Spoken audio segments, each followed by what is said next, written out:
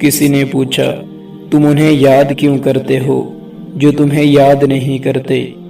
دل تڑپ کر بولا رشتے نبھانے والے مقابلہ نہیں کرتے۔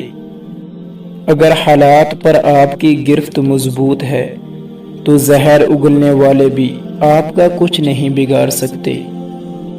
کچھ غلطی پہلے ہی سدھاری جائیں تو نقصان باہری نہیں پڑتا۔ کم ظرف کو جب اپنے سر پر بٹھاؤ گے تو وہ اپنی اوقات بھول جاتا ہے۔ کوئی بھی پتھر ہتھوڑے کی آخری ضرب سے ٹوٹتا ہے، لیکن اس کا مطلب یہ نہیں کہ ہتھوڑے کی پہلی تمام ضربیں بیکار گئیں۔ اسی طرح کوئی بھی کامیابی مسلسل کوشش کا نتیجہ ہی ہوتی ہے۔ آپ ہمیشہ ایک اچھے انسان بن کے نہیں رہ سکتے۔ بہت دفعہ لوگ آپ کے اچھے پن کا فائدہ اٹھاتے ہیں، اسی لیے بعض اوقات آپ کو زندگی کے بہت سے معاملات میں کچھ حدیں بنانی پڑتی ہیں اور لوگ سمجھتے ہیں کہ یہ مغرور ہو گیا ہے۔ ایسا بیگ مت خریدیں جو 10,000 کا ہو اور اس کے اندر کچھ بھی نہ ہو۔ ایسا بیگ خریدو جو 1,000 کا ہو اور 9,000 روپے اس کے اندر ہوں۔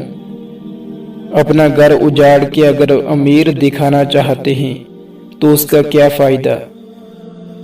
جو چیز آپ کے لیے فالتو ہے، ہو سکتا ہے وہ کسی اور کے لیے زندگی کی امید ہو۔ عشق تب کامل ہوتا ہے جب یار کا نام سن کر روح اور دل کو سکون آ جائے۔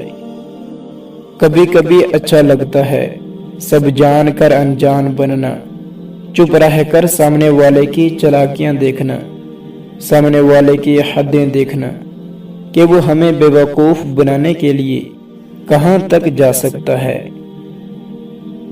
مفت میں صرف ماں باپ کا پیار ملتا ہے، اس کے بعد دنیا کے ہر رشتے کے لیے کچھ نہ کچھ قیمت چکانی پڑتی ہے۔